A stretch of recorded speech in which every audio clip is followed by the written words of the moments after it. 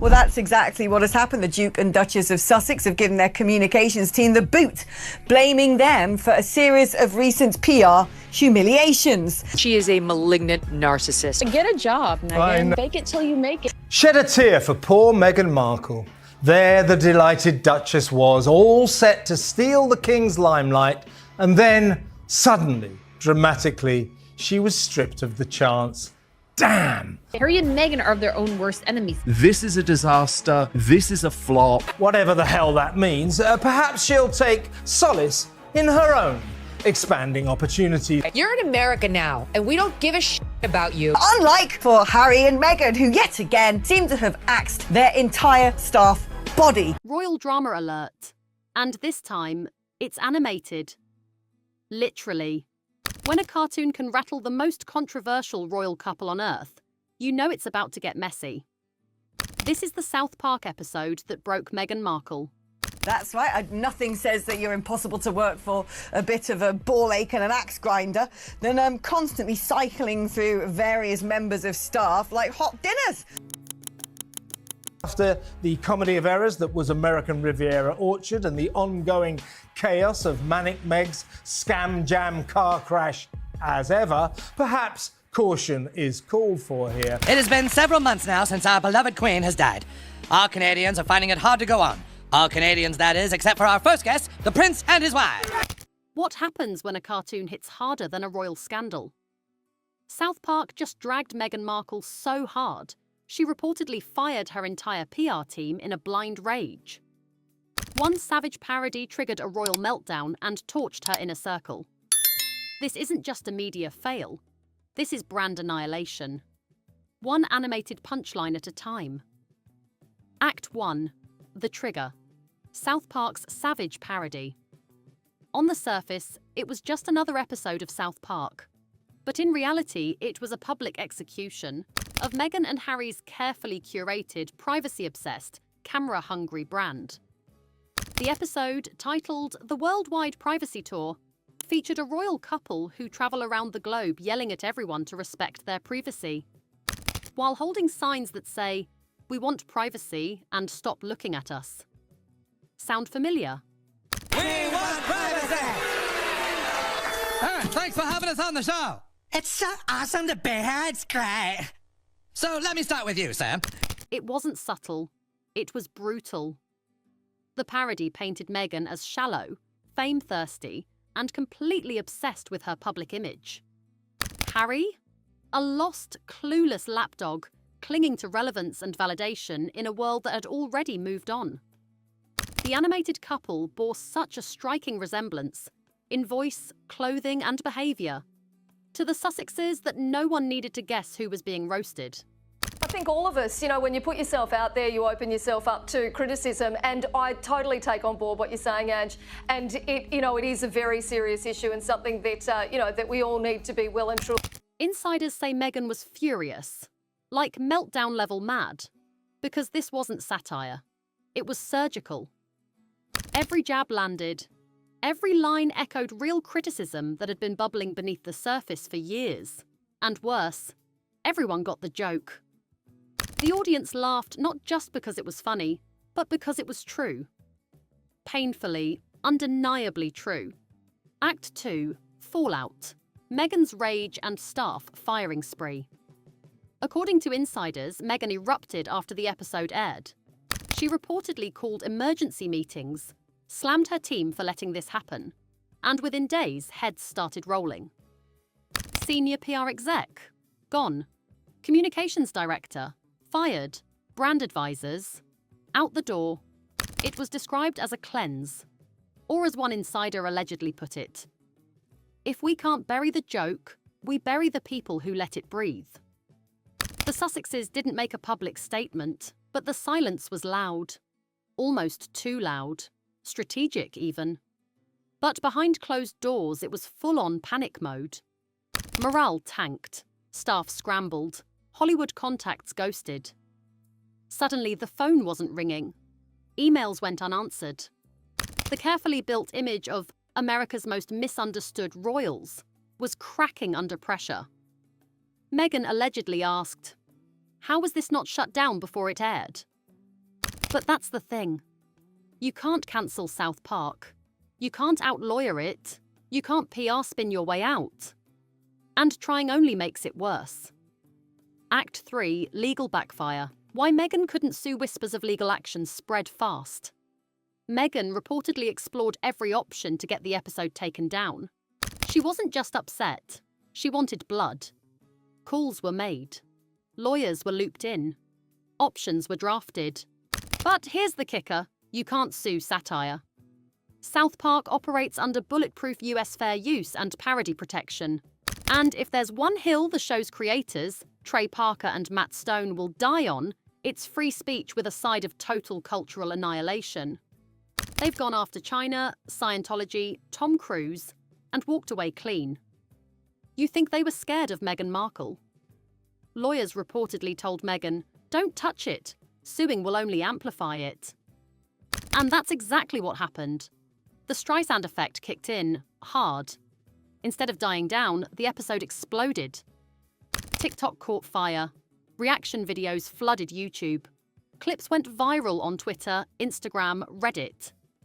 Even late-night comedians jumped in. South Park's roast turned into a meme goldmine, and Meghan was the main character, in the worst way possible. What was once a satirical jab became a full-on public flogging, and Meghan, cornered, humiliated, legally powerless. She couldn't delete it, couldn't silence it. The one thing she couldn't control. The joke that hit too close to home. Act 4, Brand Collapse. The Meghan and Harry fallout. The episode didn't just mock them, it exposed them. The Sussex brand, built on victimhood, reinvention, and carefully controlled media narratives, shattered in a single 22-minute comedy sketch. Netflix? Quiet. Not even a tweet. No support. No defense. The platform that once gave them a $100 million megaphone suddenly acted like they'd lost the remote. Spotify already pulled out. And not quietly either. Executive Bill Simmons openly called Harry a grifter. So, yeah, not great. Rumours of luxury fashion deals, frozen overnight. Meetings with Dior, ghosted. Hollywood producers, cancelled pitches, red carpet invites. Suddenly lost in the mail. Behind the scenes, a new phrase echoed across LA boardrooms. Brand liability. Hollywood insiders started labelling them toxic, overexposed, entitled. The royal rebels were no longer captivating outsiders. They were just exhausting. Even their loyal fans started questioning the constant victim narrative. And for Meghan, who had invested millions, literally, into perfecting her image as the misunderstood Duchess turned global icon. This was brand burnout, live, on air. A PR implosion so big it didn't need a press release. It came with a laugh track. Act 5, the meme. Pivot, Scops Media's risky move. So what now? Sources say Meghan's team started floating a bold new idea. Weaponize the laugh. Turn the meme into content. Lean into the joke. Own the parody. Because if you can't beat the internet, maybe you join it. Through her media company, Scops Media, Meghan reportedly considered launching a counter-narrative. Possibly a satirical docuseries, maybe a tongue-in-cheek podcast segment, or even her own animated response. Risky? Absolutely. Smart? Maybe. Desperate? Definitely. One insider called it a PR judo move. Flip the punch, land on your feet. But here's the problem. Once South Park makes fun of you, you don't get to control the narrative anymore.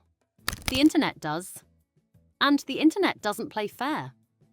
Reaction memes were already everywhere. People were remixing the South Park clip with actual footage from Meghan and Harry's interviews. TikToks were comparing her real-life speeches to the cartoon lines. And the resemblance was uncanny. The idea of a self-aware Meghan might have helped 2 years ago. But now?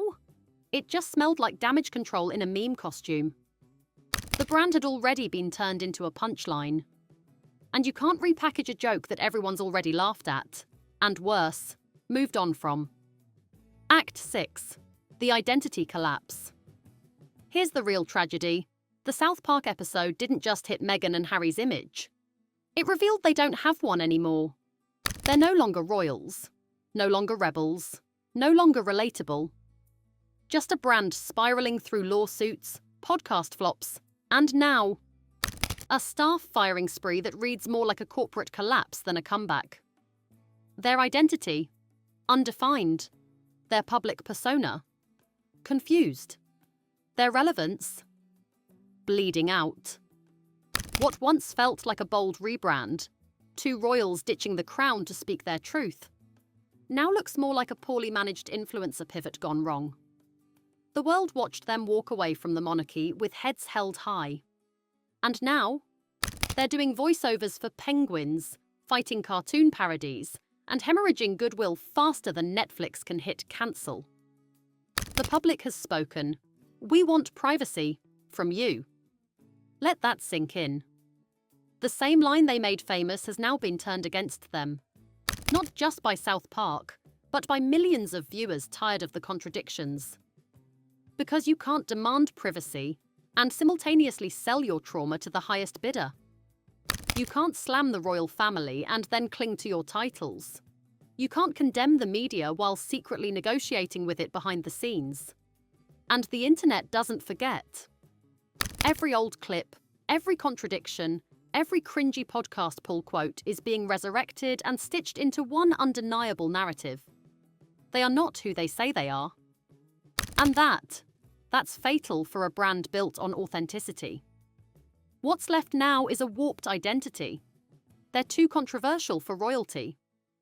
Too privileged for the underdog card, too dramatic for Hollywood, and too overexposed for sympathy. As they try to regroup, rebuild, and rebrand, they're slowly morphing into what they claimed to despise, the royal Kardashians. All press, no peace, camera ready, purpose empty, chasing visibility in a world that's ready to look away.